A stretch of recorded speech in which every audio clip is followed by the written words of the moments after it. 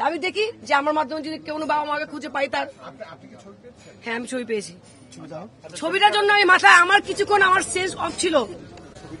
এখন আমি অবশ্যই আমি আপনাদেরকে দিব, অবশ্যই আমি দিব যে বাচ্চারা জানলা এই বাচ্চা মা বাবা কে আছে জানি না, তার যাতে সন্তান সে দেখতে পারে। 8 থেকে 10, এই ঠিক এই বাচ্চাটার মতো, ঠিক এমনই করেন বাচ্চাটার। এই বাচ্চাটা দেখেন আপনারা সবাই। এখন আপনারা যদি পারেন, যদি আপনারা কেউ পারেন তো এই বাচ্চা ছবিটা শেয়ার করেন। তার মা বাবা কোথায়? এখনো তার মা বাবা আসে নেই। তার মানে হয়তো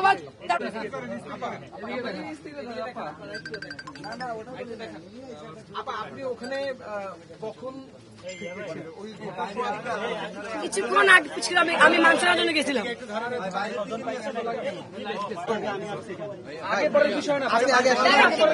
ঘটার 3 ঘন্টা হয়ে গেছে, এখন কিন্তু কেউ একটা ছবি আপলোড করে।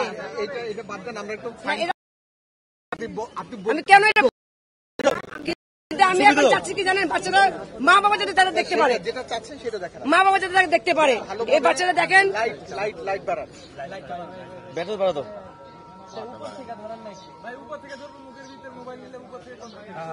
এই দেখেন এই বাচ্চাটা কখন এই বাবুকে শনাক্ত করলেন, কি হয়েছিল ওখানে? আমি ওখানে কাছাকাছি ছিলাম যখন বাচ্চাটাকে ব্যানে করে নিয়ে আসছে, তখন ওইখানে আমি কিছুক্ষণ জন্য অফ হয়ে গেছিলাম যে কি দেখলাম এটা।